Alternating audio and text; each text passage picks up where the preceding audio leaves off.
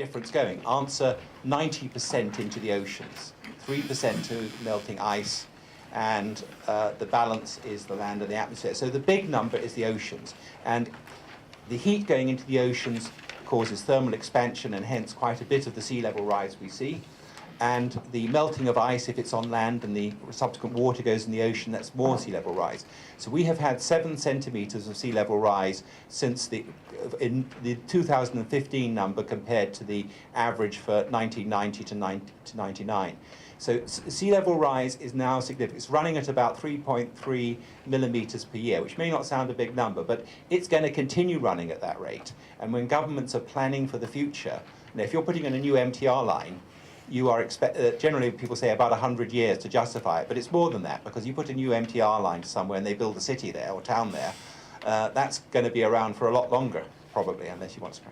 So, and then on the temperature, Maura's just mentioned, but 15 of the 16 hottest years since 1850 have been since the year 2000.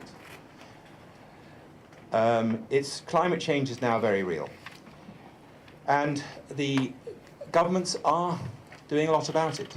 The United Nations body, the so-called Intergovernmental Panel on Climate Change, has got more work now than ever before. It is being asked to say what was necessary to keep temperature rise down to 1.5 degrees, and that's got to give that answer by 2018. To me, it's an impossible task, but let's see what answer it comes up with. It's been asked to look at areas of particular uncertainty, so the impact on the cryosphere, how fast will Greenland and Antarctica melt, and the impact on oceans.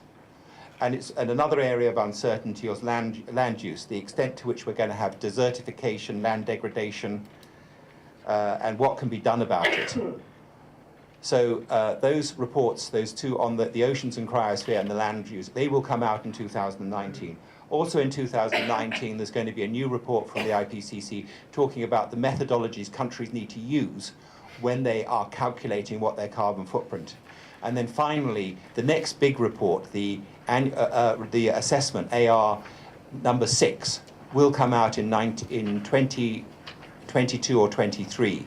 And the work for that is starting now. If you're a scientist and you want to get a paper considered for that, I think it's middle of next year or something, or rather you have to have it published and so on. This is a hugely important issue for British diplomats, because we've been engaged for many years now in the effort to tackle global dangerous climate change, and also in the rush to seize the economic opportunities that flow from that effort. So I will talk a little bit about the Paris Agreement, excuse me, and what it meant to the world when it was reached last year, but also now in 2016, from the Marrakesh point of view, what does it mean now? How committed are governments now? And because we're in Hong Kong, I'll also say a little bit about what we see as being the opportunities for finance and business, which I think is going to be elaborated on a little bit more by my fellow panellists. So, first of all, what is the value of diplomacy on this agenda? What's the point of the UN talks? I think from the UK government point of view, clearly climate change is a major risk to global prosperity and security. It's not an issue that any government can effectively tackle on its own. And therefore you need some kind of global process. But it's incredibly hard to achieve an effective negotiated outcome. And I say that as someone who was part of the British team working at the negotiations in Copenhagen in 2008. So I understand what it's like to kind of finish at 3 in the morning after 2 weeks of very hard work and not quite have kind of what you hoped you would have at the end of it. But fortunately in Paris that wasn't quite the case, but we'll come on to that.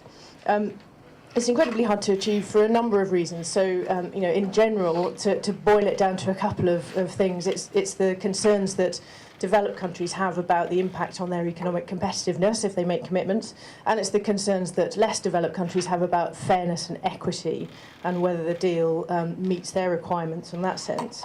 And Robert was talking earlier on about his experience in Marrakesh and saying that one of the really striking things about these kind of very complex multi-issue negotiations is that nothing's agreed until everything's agreed. So you can go for quite a long time with it sort of seeming not to come to any kind of conclusion, and then suddenly the whole deal is on the table. And because it goes over many years, that sort of process can take a little bit of faith to continue with. However, we really need these agreements because we think that business and investors need a clear signal from governments in order to support the investment that's going to be made in a low carbon global transition. And we think that they finally got that very clear signal of the policy trajectory from Paris. So, as Maura was saying, the Paris Agreement at the COP21 last year, this was very significant, we think. Remarkable because 195 countries agreed to take action to reduce emissions.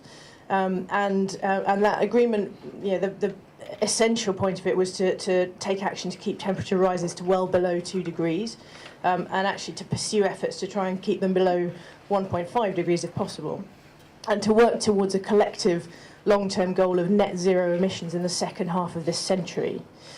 It also, as she mentioned, set a framework for raising the global ambition in the future. So there will be stock takes of progress on mitigation, adaptation, finance flows, and updated commitments every 5 years. So there's this kind of ratchet mechanism to try and increase the ambition. So if you fast forward a year then to the talks in Marrakesh, the conference last month was supposed to be, it was thought of as a sort of technical conference really. So the big political deal was done in Paris to a lot of fanfare, and then Marrakesh was supposed to be the time when we just sort of got down to the technical business of sorting out the detail of implementation. However, after all of the global political developments of 2016, commentators around the time of Marrakesh, commentators started to talk about, they saw a question about whether governments were really still committed to this agreement. And so the act of sitting down to discuss how governments from around the world would put their commitments into practice, and thereby reaffirming those commitments, actually started to seem like much more of a political act than it perhaps would have done. But actually that's exactly what happened from our point of view. So looking at what the UK did to reaffirm its commitment, well, we ratified the Paris Agreement on the final day of the talks, and that was very deliberately a sort of attention-seeking move to try and show a sense of unshakable commitment to the deal, and an effort to contribute to the positive momentum that has already been building. So I think, as Maura said, the threshold for entering into force of the Paris Agreement has already passed. It passed on the 5th of October. And actually, I think we're now up to 116 countries that have ratified. And if you look at the history of global treaties, that's an incredibly fast process of getting a global treaty ratified. It's almost unprecedented. And I think that shows the strength of international support to this deal. Now, just a little digression about the UK. So, because Maura mentioned Brexit, the UK was able to ratify it and to show that renewed commitment very easily, actually, in spite of all the changes that are going on in the UK, because the UK has a very long-term approach to climate policy. It passed the first ever act of its type in the world, actually, the Climate Change Act in 2008, and that gave us a domestically legally binding target of reducing our emissions by 80% against 1990 levels by 2050. And we continue to pass what we call carbon budgets. So these are the sort of milestones on the way to that target. And the government passed a new carbon budget days after the EU referendum, actually, to say that we will reduce by 57% by 2032. So that continues whether we're a member of the EU or not. Leaving the EU won't actually affect our commitments in that sense. And it actually won't affect our participation in the UNFCCC either, the UN process. We're both a party to that process as a national party and also as a part of the EU. So actually, I would say that the decision to leave the EU probably won't make much difference at all. In all of those technical terms, and certainly politically it won't make much difference at all to our commitment to participate in this global effort. So at Marrakesh, a number of other things happened in order to show government's continuing commitment. Various initiatives were launched. So, for example, Mission Innovation. This was an initiative that was launched by 20 governments at the Paris Agreement. and it aims to double clean energy R&D funding over 5 years, and that the parties to that agreement, that initiative came together again, more countries joined, and they're talking about various innovation challenges. I think the one that's most of interest to Hong Kong is perhaps the development of smart grids, working together on that. The NDC partnership is another initiative. NDC stands for Nationally Determined Contributions. This is a sort of piece of jargon from the UN process. And that was launched in order to enhance cooperation on technical assistance, knowledge sharing, capacity building in support of fulfilling the Paris Agreement commitments. And 48 countries, developing countries, also committed at the Marrakesh talks to move to a model of 100% renewable energy as rapidly as possible. So lots of commitments being made by governments to show that they're still completely behind the Paris Agreement. Finance is crucial to implementing the Paris Agreement, so it commits commits developed countries to mobilising at least $100 billion a year by 2020, and the UK and Australian governments published at Marrakesh a roadmap to 100 billion, so that's aiming to show exactly how that will be done, and you can find that online. Climate finance is extremely important, and the UK government's totally committed to that, so we spend 0.7% of gross national income on aid, and we're committed to increasing climate finance by at least 50%, to at least 5.8 billion between 2016 and 2021. We do that through participation in a number of initiatives, including the Green Climate Fund, the International Climate Fund, the Nationally Approved Mitigation Actions Facility. But we think public finance is clearly going to be insufficient to the task, so that brings us on to green finance, which I think the other panellists are going to talk about more. So the effort to mobilise private sector investment in support of the development of low-carbon infrastructure is something that we think provides a great commercial opportunity. And the City of London is very, very keen to seize that opportunity and show leadership on this agenda. So I think you'll hear a little bit more this morning about the City of London's Green Finance Initiative. It also has the Climate Bond Initiative. It started the first Green Investment Bank. London Stock Exchange has an established designated green bond segment on its market, and it also set the precedent by issuing the first green bond by a multilateral institution in the offshore Chinese market. So that was in June 2014 when the Chinese International Finance Corporation issued the first renminbi-denominated green bond, which raised 500 million RMB. More broadly, we think there are great opportunities for business as well as finance, particularly. So the global low-carbon market is now estimated to be worth more than $5 trillion, forecast to expand rapidly in the wake of the Paris Agreement. And over the next 15 years, it's estimated that around $90 trillion is going to be invested in the world's energy systems, land use, and urban infrastructure. And in the UK, what that means is £46 billion worth of low-carbon sector. So that's 90,000 businesses, and it has a lot of potential to create high-value jobs in construction, manufacturing, and services. I think this brings us to my final point, which is really that the increasing momentum of the international intergovernmental process on climate, notwithstanding all of the global political developments this year, means that we can start to see a future in which actually these talks eventually become irrelevant, because economic forces beyond the immediate control of individual governments will take over. So businesses will ultimately be influenced by the opportunities that are available to them and by the risk of not getting out ahead of the transition.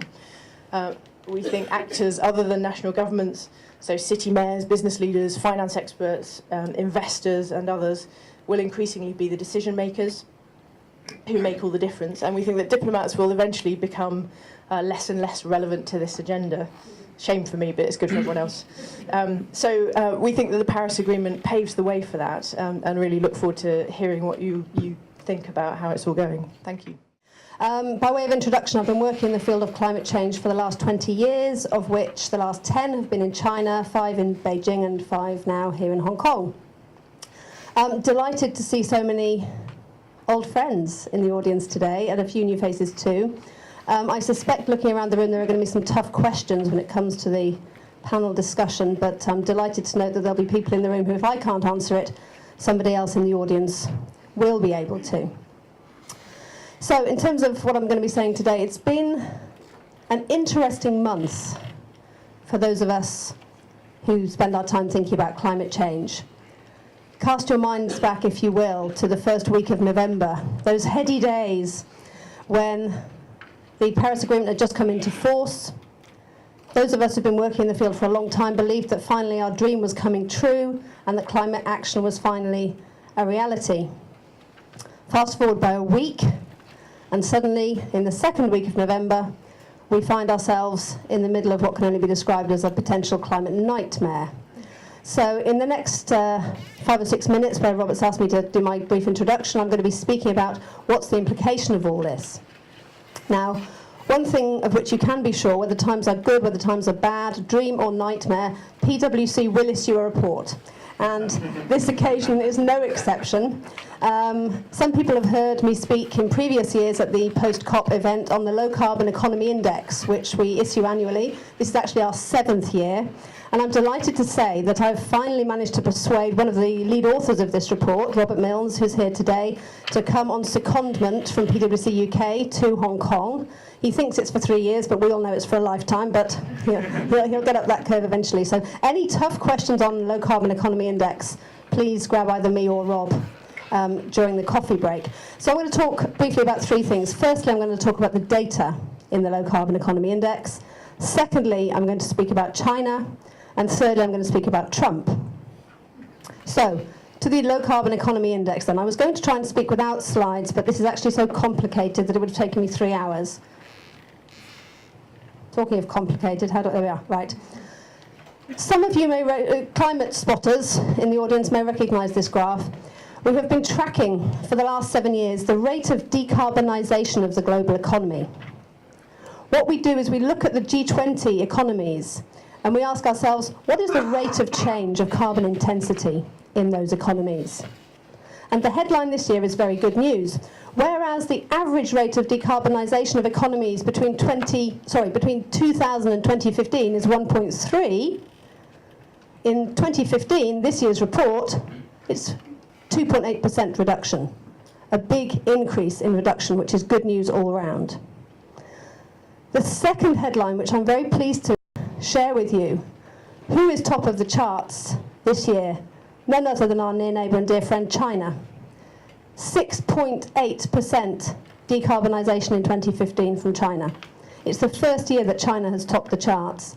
And I think this is very compelling evidence of the efforts that the Chinese government is making on decarbonisation. I should also mention, second in the chart with 6% decarbonisation is none other than my dear friend, the UK. You may think this is bias, a British woman who's been in China for 10 years announcing the top 2, but I assure you it's been fact-checked by a team of PwC experts. So overall, it's good news from the Low Carbon Economy Index.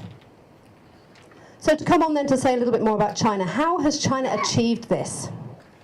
How has China got itself to the position of being top of the decarbonisation chart?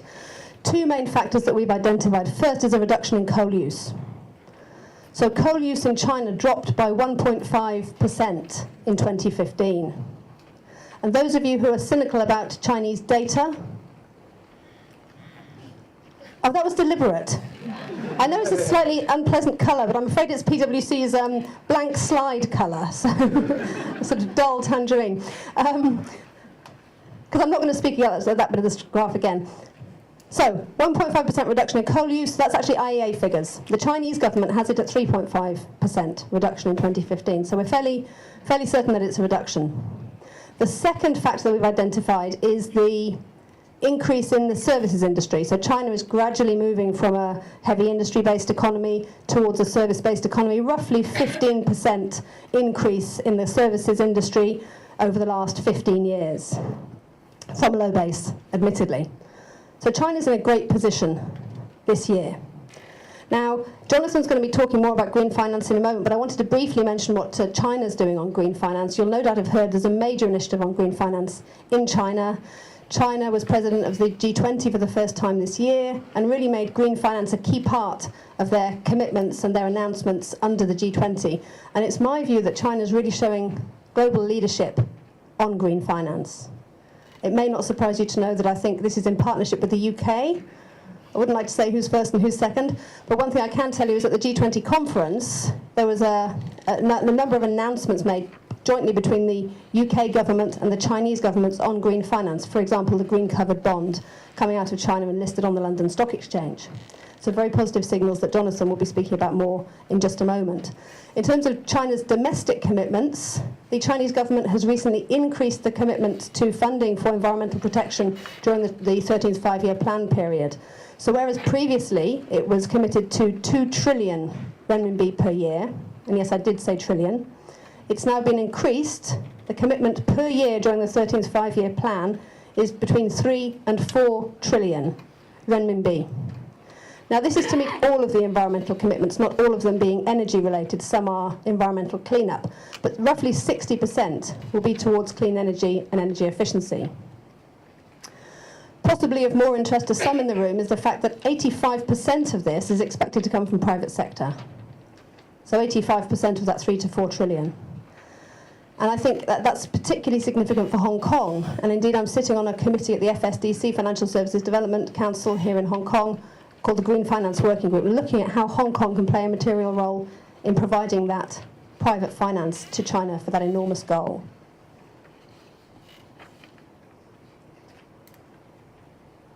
And finally, on to Trump. British people love talking about Trump because it distracts attention away from the other slightly embarrassing political episode of this year. So,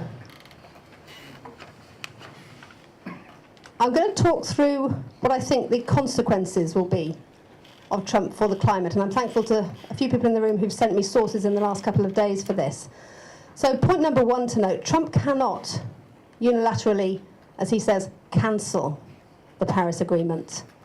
No country has jurisdiction over the other parties to the agreement. He can, of course, reduce the commitments that the US makes to their own NDC. And there's actually a very interesting piece in yesterday's New York Times, thank you Rachel, with a graphic which describes the various elements of the US's NDC. This is the nationally determined contribution that Esther mentioned earlier. Each country makes a commitment, a public commitment. So, what are the constituent parts of the US's NDC? A few of us have been hoping that California might save the day, but actually California is only responsible for 5% of the emissions reductions in the US's NDC. So there is a considerable risk that the vast majority of the commitments that the US has signed up to, if Trump does pull out of Paris, could go by the wayside. I'm talking here about Obama's Clean Power Plan and so on and so forth. But what would be the impact of this? I'm going to refer back to my favourite graph. This is the graph we saw a moment ago with added Trump factor. So let me walk you through it step by step. The 2.8% is the rate of decarbonisation over the last year, the average of all the G20 countries. The pinkish line in the middle, this is what we call the NDC rate. This is the Paris Agreement rate. So if all countries of the world were to deliver on their Paris commitment, this would be the rate of decarbonisation globally. I beg your pardon, within the G20 countries, 3%.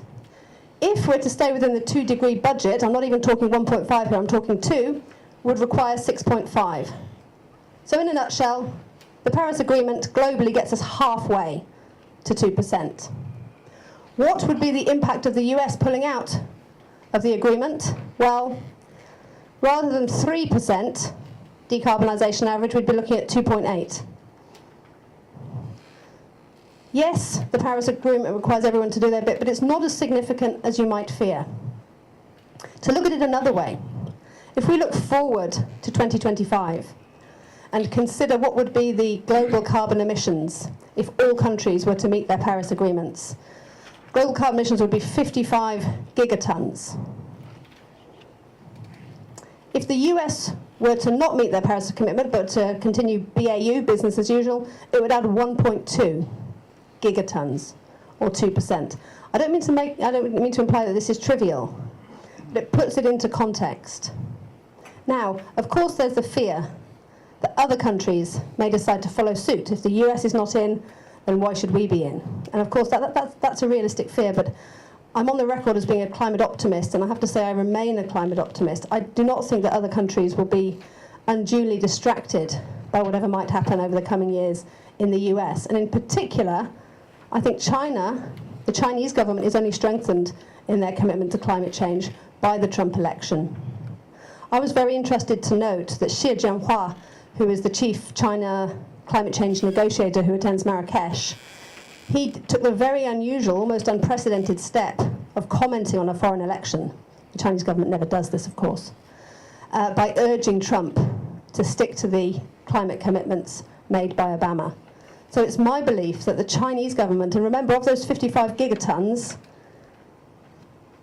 got too many numbers in my head, 13.5 gigatons in 2025 will be coming from China, or are predicted to come from China. So actually what happens in China is much more significant than what happens in the US. Now, most of my comments around Trump are to do with domestic commitments. What are the commitments of various countries? There is also, of course, the issue around financing. How are we going to raise the huge amounts of money that Maura mentioned at the beginning? And for that tough question, I'm going to hand over to Jonathan Drew. I was personally very grateful when we started to hear Robert talk about the science, because I think most people in this room will understand that, of course, aspects like climate change are driven by the science. I think many people outside of this room really forget and overlook that, or perhaps just dismiss the science.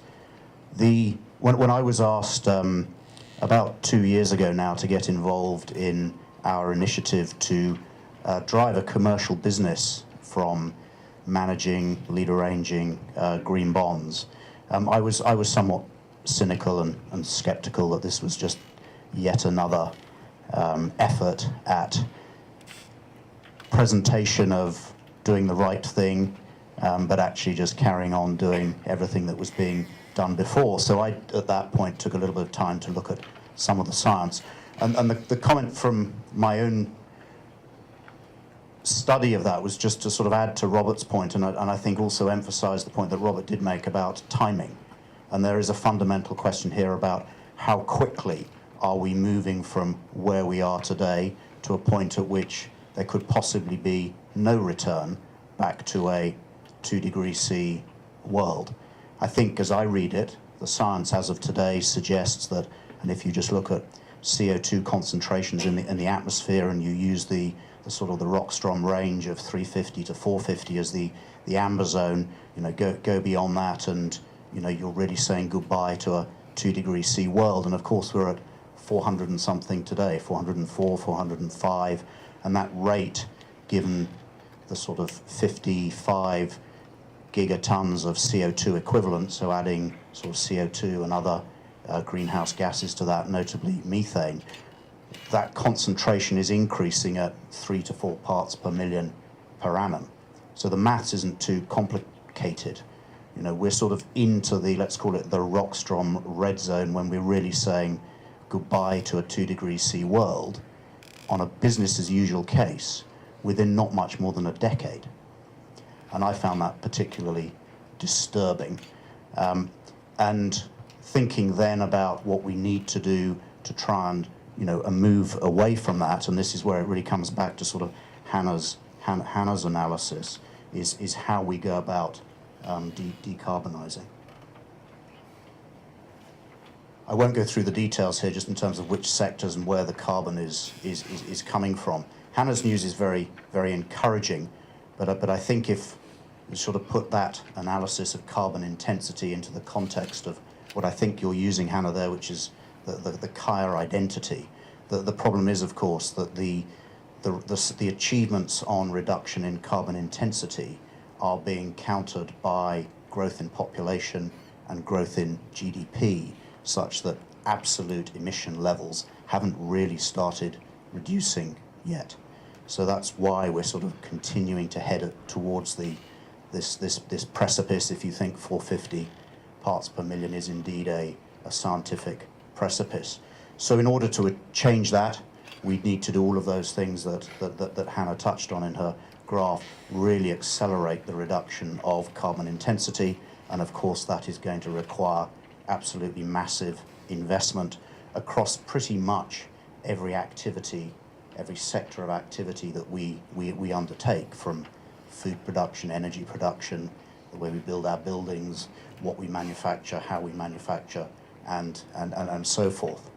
The good news, though, is that although those numbers are huge, and there are various estimates, the one that sort of sticks in my mind are some of the UN numbers around an aggregate of about $5 trillion per annum across all of those sectors, is that there is a lot of capital out there in the markets.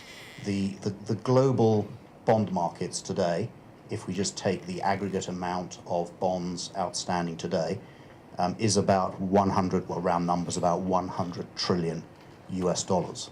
So there is a huge pool of private capital there, ready and interested, as you can see from the numbers on here around how many of the managers of that money have signed up to principles of responsible investing and so forth. So 1,500 or so money managers signed up to UNPRI in aggregate, managing about 60 trillion of that 100 trillion of bond money out there in the market. So the private sector capital is there. Of course, that private sector capital is complementing the, let's call it the public sector capital, but of course the numbers are very different. The 100 billion target in terms of sort of public finance doesn't really go very far towards meeting 5 trillion per annum. But the public sector capital is, of course, very important in terms of the role it can play as a facilitator and a mobilizer of private sector capital.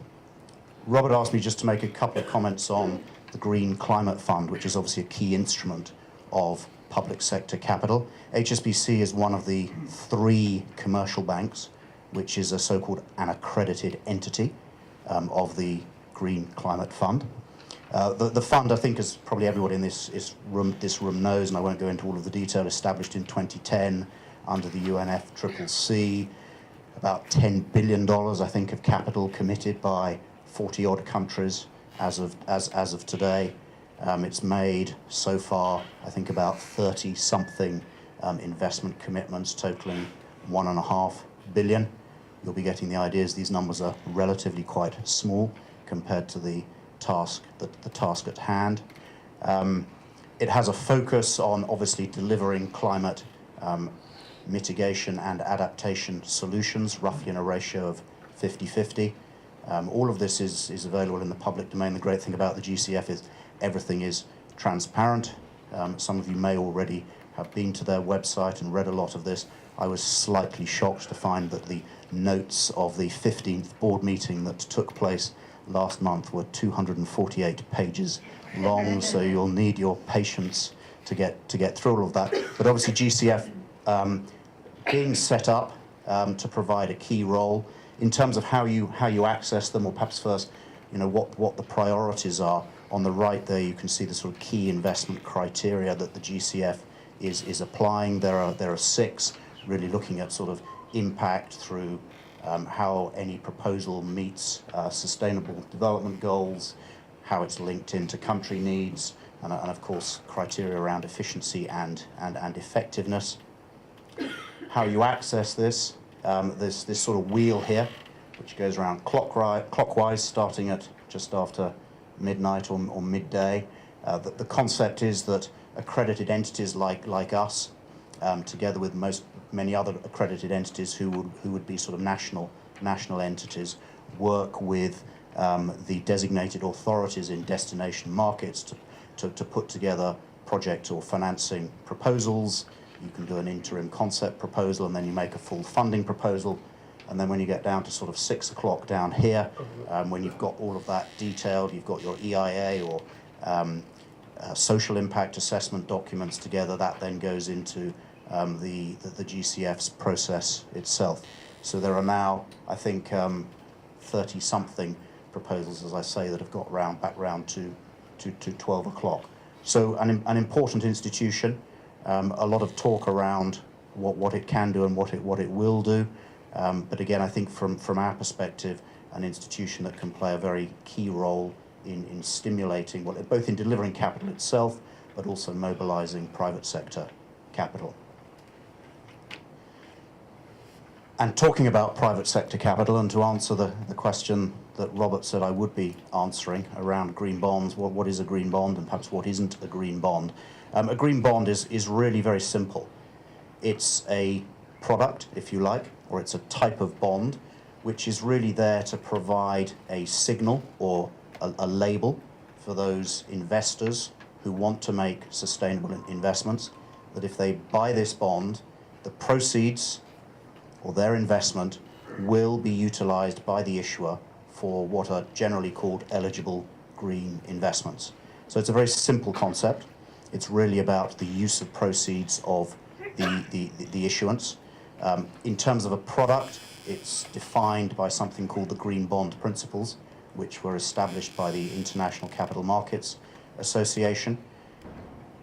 Under those principles, there are 4 key pillars, so sort of 4 key things that define a green bond. The first is the use of proceeds, and there are eligible sectors set out under that pillar, and they are the sort of sectors I think you'd expect. So it's renewable energy, it's energy efficiency, it's green buildings, it's pollution prevention, and also importantly as well, adaptation expenditure is a bona fide green use under the green bond principles. The other 3 pillars really relate to what I would call the sort of the governance of the product, and talk to really how the issuer actually assesses whether the transaction meets the green criteria. Will it deliver sustainable benefits versus a business as usual case? So that's sort of pillar 2 around project selection and evaluation. Pillar 3 is really around tracking of proceeds, although in practical terms, because money is fungible, you don't really track, or not many issuers will track the proceeds through accounts, but it'll really be an earmarking process so that the issuer will demonstrate to investors that at any point in time, the volume of green bonds they've issued balances with the amount of green investments that they have made, obviously with some allowance that may not happen immediately on day one following issuance. And then the third pillar is around reporting. Reporting is key because in a sense, yes, it's use of proceeds, but it's also use of proceeds is really only relevant when that's disclosed and reported to investors, so that investors have visibility on what the proceeds have been used for. And increasing pressure nowadays really is around investors driving issuers to report more, to report impact of investments made, as well as to give greater granularity around the calculations and the underlying projects themselves. So that's very simply what a green bond is. Implicit in that is that really, as I said at the beginning, the only difference is this use of proceeds component and the governance components. So a green bond is not a magic bullet. It's not a source of cheap capital. Green bonds are bought by institutional investors whose primary responsibility is a fiduciary responsibility to the people whose money they manage. Therefore, a green bond has to deliver the financial performance or return on sort of a risk-adjusted return that meets the overall investment criteria of that portfolio. So it's not cheap money. Why would investors want this product? Well, I think that's probably clear because investors are concerned about where their capital is going, concerned about being overexposed to the high carbon economy, and want this label. And it was really investors who drove the development of the green bond product. Why would issuers do it? This is the more challenging part. Issuers will do it, yes, because it fits within, let's call it their CSR agenda. It's a nice statement to make.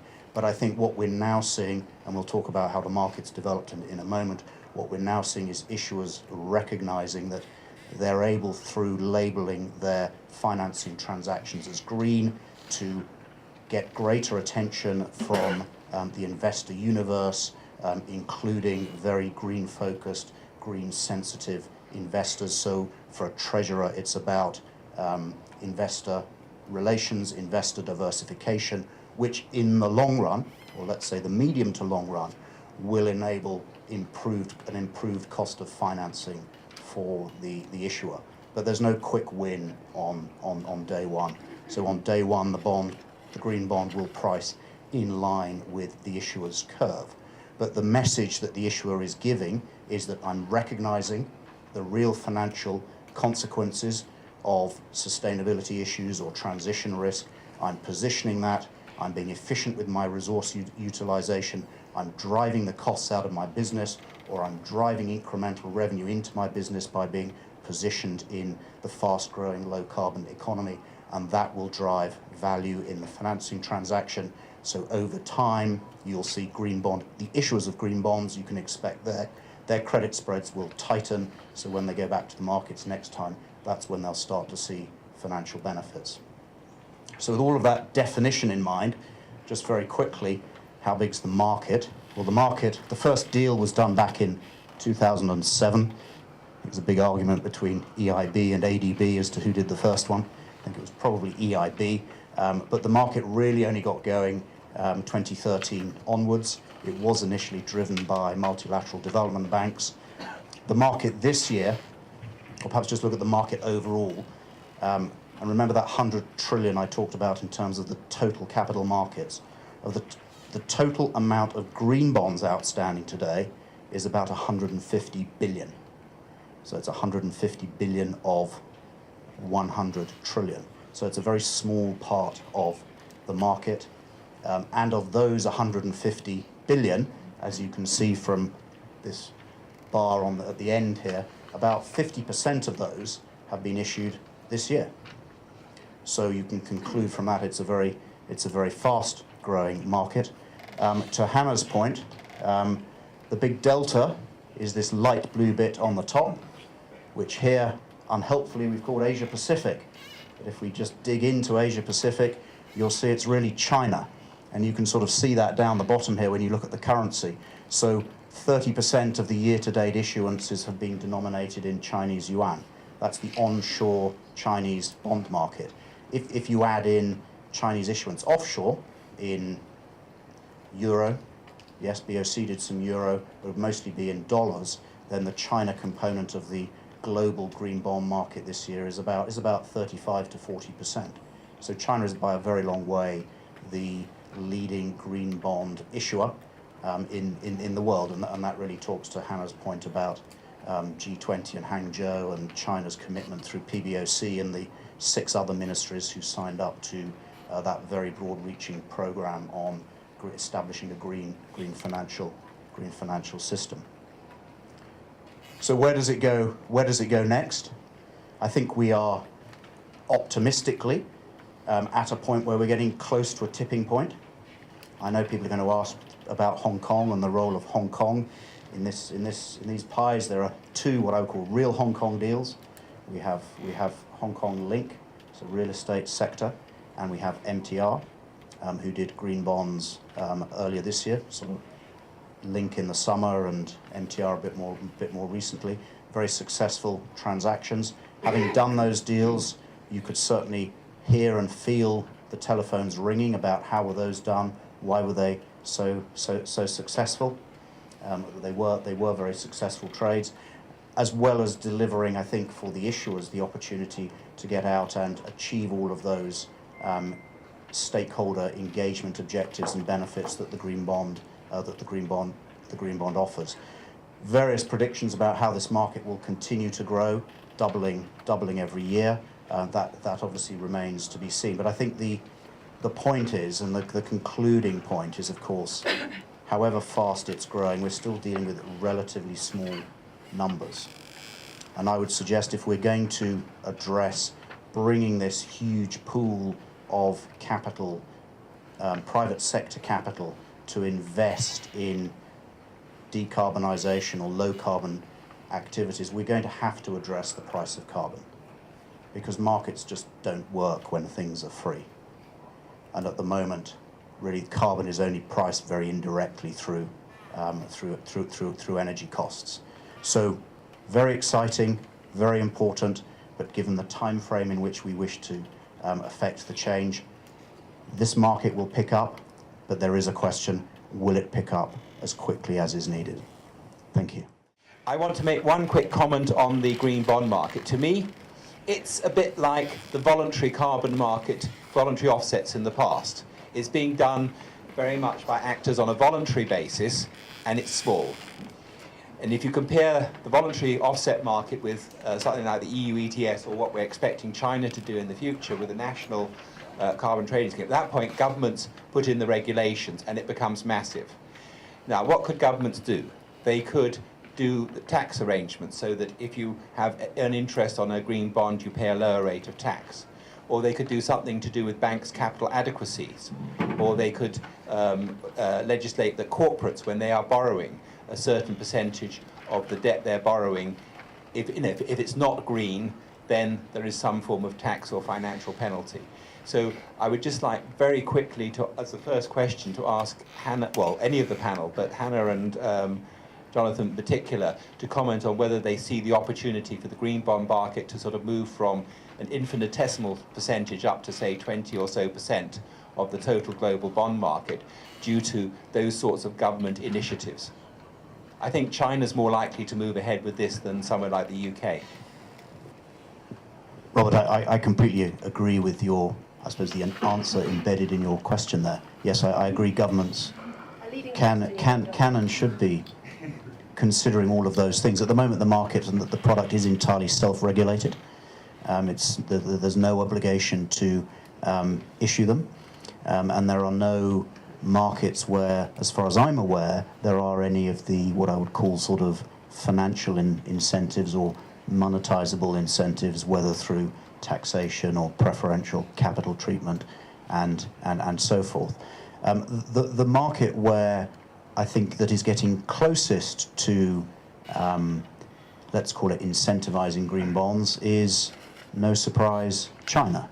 China didn't get from being sort of zero on the 1st of January to world leader as we sit here going into December by accident. And of course, in the Chinese system, that works by sort of guidance. So the regulators guide the people they regulate to do certain things, encourage them to issue green bonds. I think one of the beauties of the green bond product is that it's been effective in international markets through that drive to disclosure and information, allowing markets to move based upon transparency and better flows of information, but also been effective in China, because of course what China can do, although they would never say they're doing this, when the regulator has his list of transactions that are seeking approval, somehow it seems that as though the green transactions have all gone to the front of the queue and are getting approved. So there's a strong incentive, it's not a financial incentive, but a strong incentive on an issuer in China. If you want your market transaction to be approved, do it in green bond format, and you might just find your way to the front of the queue. Thank you. I just had a quick point on fossil fuel subsidies. You asked, Robert, what can governments do? Ban Ki-moon, his main statement coming out of Marrakesh was around fossil fuel subsidies. And I still find it astounding to this day that the rate of fossil fuel subsidies is so high.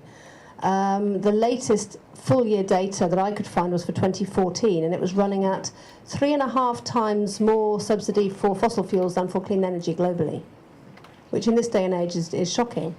And in response to Mr. Ban's comments at Marrakesh, Brazil has come out and announced that they're going to gradually reduce fossil fuel subsidies. China indeed has a plan already to reduce fossil fuel subsidies, albeit not terribly quickly. But in terms of what governments can do and how we can have perhaps the quickest material impact on the market, as we've all said, the green bond market is moving very quickly, but it's still small. If we want to have a fast and material impact, I wonder whether fossil fuel subsidies might be the area for governments to focus on. Esther, do you have any comments? Thanks. Just to add, and I think green finance is an area where the City of London is quite keen to partner with Hong Kong. So there's lots going on in London already, but I think there's a general sense that it would be sensible for global financial centres to be talking to each other about sort of what the parameters are for things like green bonds. How do the standards develop over time to remove any barriers to the global growth of that market? And the aim would be to get to a point where whatever governments do, actually business sense suggests that this is a good investment to make because it deals well with long-term risk. Thank you. Now, I'd just like a show of hands as to how many people would like to ask a question, because we don't have a lot of time. I can count 1, 2, 3, 4, 5. Okay, so we'll sort of try and do it by... What we'll do, I think, is we take 3 questions, and then any of the panel who want to respond will, and then we'll do a further 3 questions, and then we'll have to finish. Okay, so, Michael. Thanks.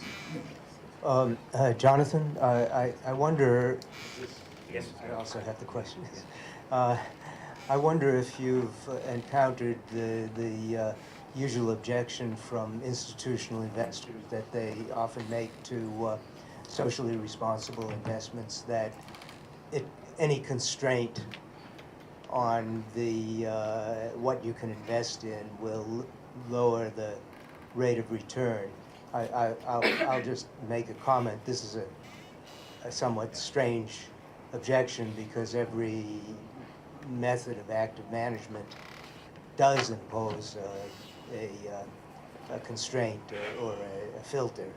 So, but I wonder if you've met that objection.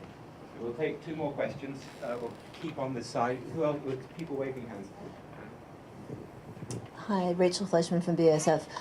There's reasons why I feel like there's a much bigger story behind these numbers, and I wonder how you actually measure impact, because there are reasons to believe that if MTR had wanted to improve their energy efficiency 5 years ago, they would have just issued a bond and not called it green. There's reasons to believe that when you do groundbreaking new infrastructure investments in places like Africa, what you pay and what you get are not necessarily the same as in more developed markets. The efficiency and effectiveness of getting things done with local labor is not the same, or with local regulatory authorities are not the same. How do you make sure that you get what you think you're getting for these bonds, and who polices that? Last question from the side. Guys, you wrestle. I'll let.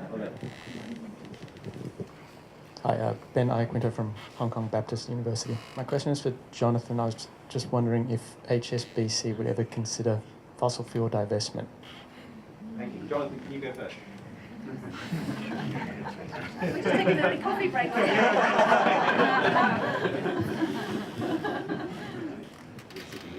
Okay, maybe in the best traditions, I'll take the question in reverse order. I mean, fossil fuel divestment and fossil fuel policy is, I mean, to be clear, it's sort of outside my personal scopes of responsibility on the business side of the bank.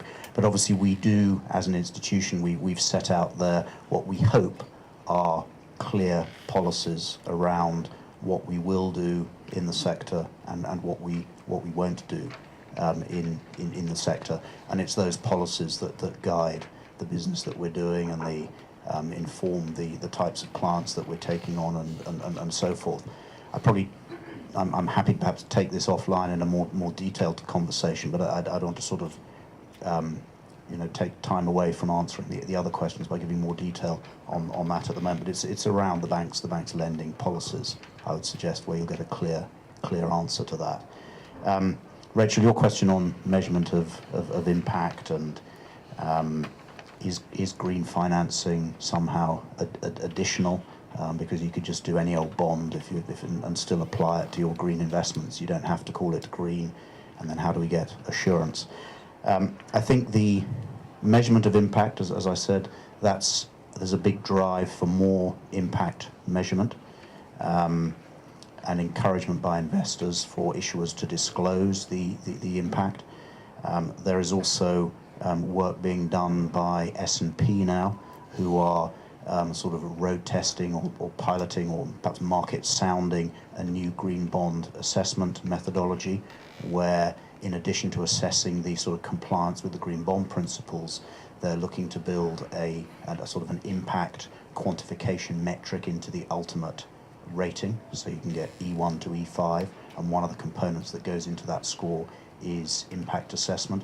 They, as recently as last month, actually, they acquired a company you've probably heard of called TrueCost, who do sort of natural capital valuations. So they're working with them to try and put that in their rating. So I think that's a good piece of sort of market development that's going on around impact reporting, so that investors get, you know, better views. And of course, what S&P are doing with their rating methodology, green bond methodology, what Moody's have done, and what the sort of the ESG consultants are doing when they provide their second opinions, or what the Climate Bonds Initiative are doing when they set out standards, all of that is driven towards assurance, so that investors should get increasing confidence that when they buy a green bond, that the proceeds will actually go to something that is beneficial, and obviously with things like the true cost impact, then having a quantification of that benefit. So that is all happening. But of course, I think there has to be a balance here between doing all of that and then disincentivizing issuers from actually issuing in green format in the first place, because we're looking to try and encourage a market to develop. And if you make the entry costs so high, issuers will then say, well, I don't need to make this. It's a voluntary additional disclosure. I don't need to make that. I'll just issue a black bond.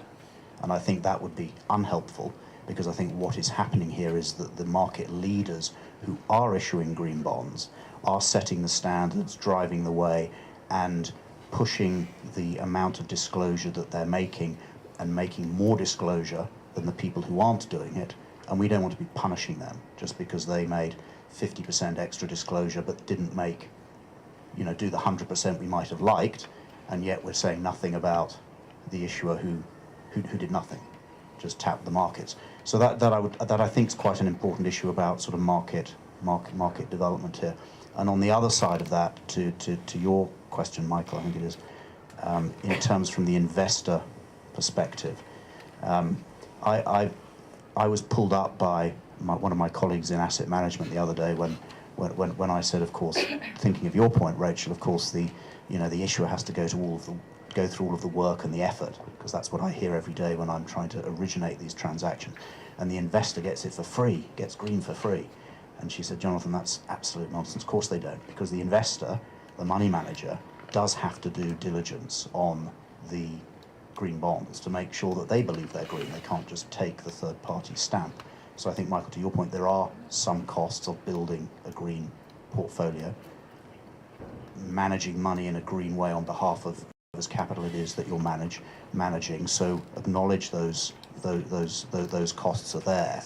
But ultimately, it has to be driven. Then the money manager is making an assessment as to, you know, the person whose money they're managing, whether that's the direction and the instruction that they want to be adopted, and in a sense, a small cost they want to pay, or perhaps a different risk-adjusted return profile when they put money to a green manager.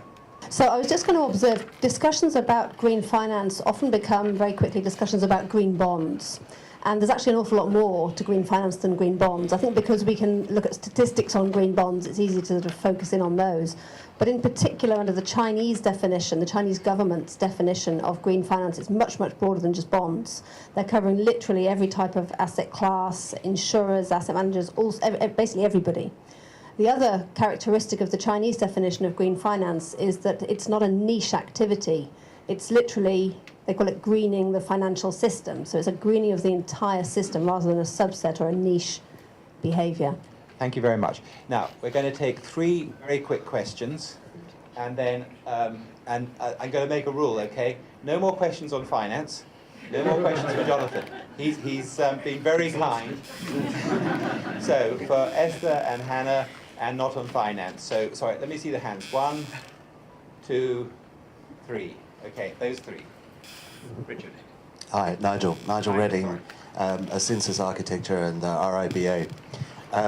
So, rejigging the question a little for Esther and Hannah, in terms of diplomatic discretion and perhaps commercial as well, how would you see Hong Kong's government in particular, perhaps the former financial secretary, John Tsang, how could you see them better facilitating the Hong Kong link and MTR type green bond initiative, sorry.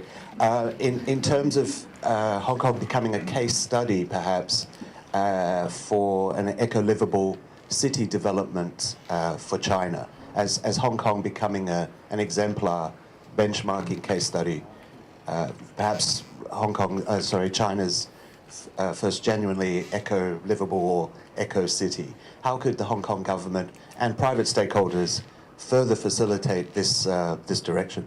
Thank you, Nigel.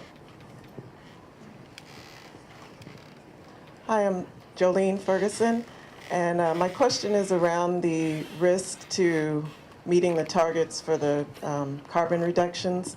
So you talked about China making a lot of effort and the U.S. being sort of inconsequential, and a risk about other countries maybe pulling out because of what they see the U.S. doing. But I wonder, are there any other risks to meeting the target? Thank you. Last question. On the reduction of China in carbon intensity last year, it was around 6.3, 6.5%. Okay. Any kind of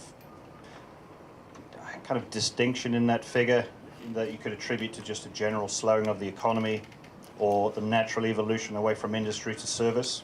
And so what's the prognosis for China? I'm just wondering how much of it is just coincidental, how much of it is really policy driven, and what does the future look like? Because a lot of that industry is going to end up going to South Asia, other parts of Southeast Asia, where probably they have fewer controls. Thank you. So final comments, please. Okay, thanks. So I'll start off on the first question, then I'll throw the hot potato over to Hannah and skedaddle out the door. So how can Hong Kong become an exemplar as a sort of green, livable city? Well, I think, actually the incentives should really very much be there for Hong Kong to do this now, because all sorts of things are coming together. So there's China's a strong commitment through the Paris Agreement, and the fact that Hong Kong will be making some kind of contribution to that, and I think there'll be announcements coming in the near future from the Hong Kong government about what its plans are. Hong Kong's low carbon challenge actually in a lot of ways is similar to the UK's. It's about buildings to a large extent. So in the UK, it's all about our kind of old drafty housing stock. It's a bit different in Hong Kong. It's kind of massive buildings, and how do you green them? But I think that then leads us on to the question which I think Hannah will probably want to focus on, about green finance and the opportunity for Hong Kong. So it potentially offers solutions to drive that investment into the right places, but also an opportunity for Hong Kong as a global financial centre to look at how it can contribute to the wider global effort. When Hong Kong talks about its role as a hub on Belt and Road, for example, how is that going to interact with green finance? And I think there are questions there for the Hong Kong government to decide on exactly how it wants to pursue that. Hannah, over to you. Thank you. And Esther, thank you very much. I'll let you go now.